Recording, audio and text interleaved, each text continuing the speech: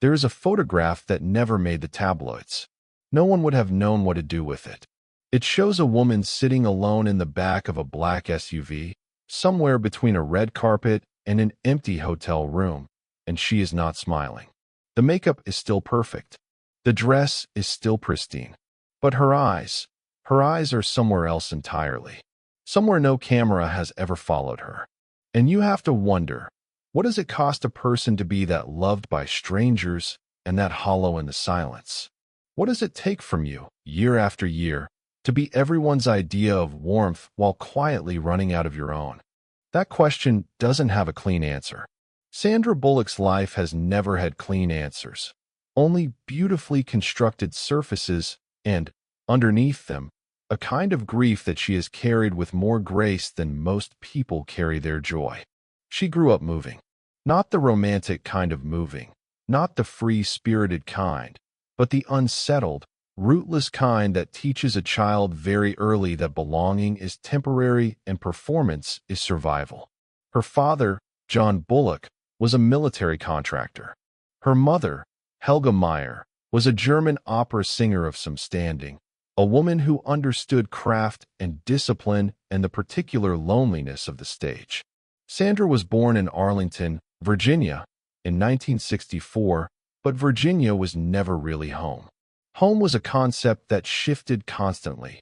Germany, then back to the States, then somewhere new, then somewhere newer still.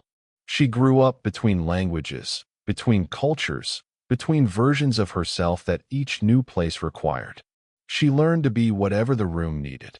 She learned to read a space before she entered it. That is not a skill you develop by accident. It is armor. And it is armor she would wear for decades without ever fully taking it off. The opera runs through everything. Her mother's voice, that enormous, trained, cathedral-filling voice, becomes the first symbolic sound in Sandra's story. As a child, she stood in the wings of actual opera houses while her mother performed. She watched from the shadows as Helga stepped into light and became something larger than herself, something that moved audiences to tears without ever touching them. And Sandra understood then, in that instinctive way that children understand things before language gives them words, that performance was a form of intimacy, that you could make someone feel seen without being seen yourself, that the light could be both gift and shield. She would spend the rest of her life navigating that contradiction. She pursued acting with the kind of quiet desperation that looks, from the outside, like ambition. She waited tables in New York. She auditioned for things she didn't get. She got small parts in films that disappeared. She moved to Los Angeles and did it again. The industry, as it does, offered nothing but closed doors and conditional interest, and the slow erosion of self-worth that comes from being repeatedly told you are almost what someone is looking for. Almost. She was always almost. And then, in 1994, everything changed with a bus. Speed arrived like a thunderclap.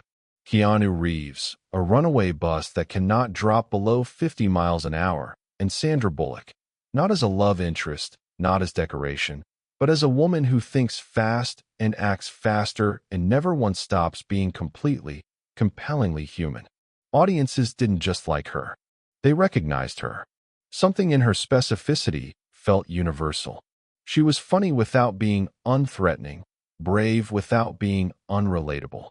She became, almost overnight, the person America wanted to watch be okay. And that is its own kind of trap. Because when America decides you are their comfort, they need you to keep being comfortable. They need your laugh. They need your stumble and recover. They need to believe that somewhere behind the camera, you are the same bright, warm, slightly self-deprecating person they fell in love with on screen. And so you give them that. You give it to them even on the days you have nothing left to give.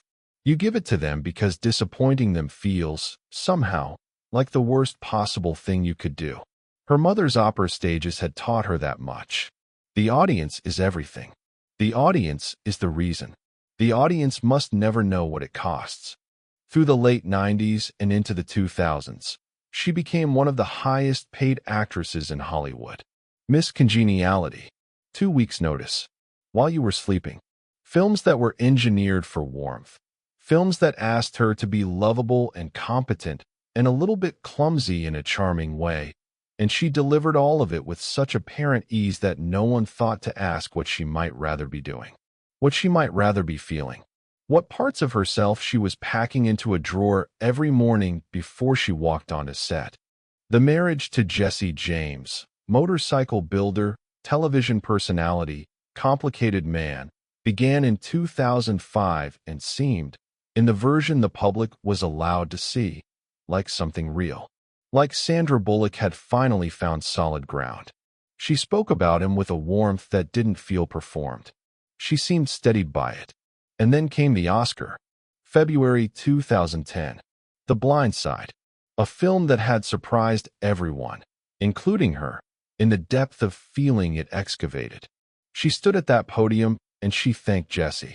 She said he was her sweetheart. She said she couldn't have done it without him. The room adored her. The world adored her. And somewhere in the weeks that followed, that world began to crack open in ways she could not control. The revelation of Jesse James's infidelity, multiple affairs, one of them publicly documented in humiliating detail, arrived while the Oscar was still new, before the gold had lost its shine, before she had even fully processed what winning meant. She had to grieve in public. She had to hold her dignity with both hands while photographers waited outside every door, while talk shows speculated, while the internet decided what she should feel and how she should feel it, and for how long. The specific cruelty of that, the timing of it, the exposure of it, is not something you recover from quickly. It is the kind of pain that rearranges the furniture inside you. And when it is over, nothing is quite where you left it. She withdrew. Not dramatically, not in a way that invited further coverage, just quietly, carefully, the way someone who grew up moving learns to disappear without making a scene. She had already, in the preceding months, begun the quiet legal process of adopting a child, a little boy named Louis, born in New Orleans in 2010. She had kept it private. She had kept it entirely to herself.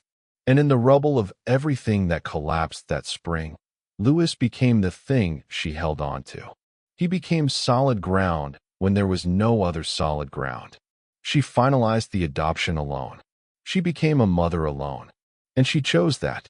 She made that choice with her whole heart and did not ask anyone's permission or approval. In an industry that runs on image management and calculated disclosure, that silence was radical. Her mother's voice comes back here. That great trained instrument that could fill a hall without amplification. Helga Meyer died in 2000, and Sandra has spoken, in rare moments, about how much that loss unmade her. How her mother was the kind of person who took up space in a room in a way that made the room feel safe, and how the absence of that space is something you never entirely fill again. You carry the silence of it. You carry it into every room you enter after. And perhaps that is part of why Sandra chose, so deliberately, to build her own version of that. A home, a child, a family assembled from intention rather than inheritance. She adopted a daughter named Layla in 2015. She stepped further back from the relentless machinery of mainstream Hollywood. She began choosing projects not for their visibility but for their weight, gravity, Bird Box, Our Brand is Crisis. Films that asked something of her she hadn't been asked before. Films that wanted her fear instead of her charm. And she gave it. She gave it generously. George Clooney has said, with genuine feeling, that there is no one he trusts more on a set. That she shows up completely, every time, without pretense. That what you see is real.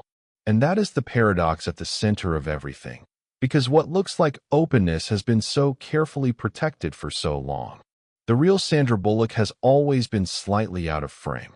Her relationship with photographer Brian Randall, which began quietly in 2015 and lasted until his death in August 2023, was kept so private that most of the world did not know the full depth of it until he was already gone. He had been diagnosed with ALS. She had cared for him, alongside his family, for 3 years, in the particular silence of private devotion. 3 years of watching someone you love become someone the disease is slowly erasing.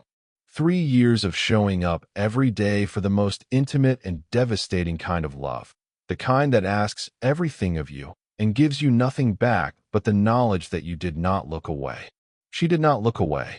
She has never looked away from the hard things. That, perhaps more than any film or award or headline, is who she actually is. She has said she is stepping back, that she needs to be present for her children, that the world of celebrity has asked enough of her for a while, and she is choosing, finally and without apology, to stop giving it. And the industry received this news with the particular mixture of respect and incomprehension it reserves for women who dare to want something other than more. As if more is the only rational destination. As if the accumulation of visibility is its own reward. But you watching this, you have to sit with something, because this story was never really about Sandra Bullock's career. It was about what any of us do with the parts of ourselves that the world doesn't have access to. What you do with the wound that formed before you had language for it. The rootlessness, the performance as survival, the learning to be what the room requires at the expense of what you actually are. She has been, for 30 years, a woman who made her pain look like warmth, who made her loneliness look like independence, who made her grief look, somehow, like resilience. And maybe it was all those things simultaneously. Maybe that's what survival actually looks like up close. Not triumphant, not clean, but real and tender and still somehow standing. Think about your own version of that. Think about the rooms you have learned to read before entering. The version of yourself you perform for the people who need you to be okay. The love you have given in silence. The grief you have carried without ceremony. The choices you have made when no one was watching and no one ever would be. The photograph that never made it anywhere. The image of you that exists only in the back of a dark car, between one place and another, with your eyes somewhere else entirely. Somewhere no one has ever followed you. And somewhere in that unseen place, in that quiet, unperformed, unwitnessed version of yourself, there is something that her story keeps pointing back to. Something that sounds, if you listen for it, almost like an opera, almost like a voice trained to fill a room that no longer exists. Almost like the sound of someone learning, slowly and at great cost, that the most radical thing they could ever do was stop performing for an audience that was never going to love the real them anyway. She is not finished. She will come back, or she won't, on her own terms, in her own time. But the question she leaves behind, the one that settles into the room long after the screen goes dark, is not about her. It never really was. It's about what it costs you to be seen the way the world wants to see you, and whether you will ever, finally, let yourself be something else.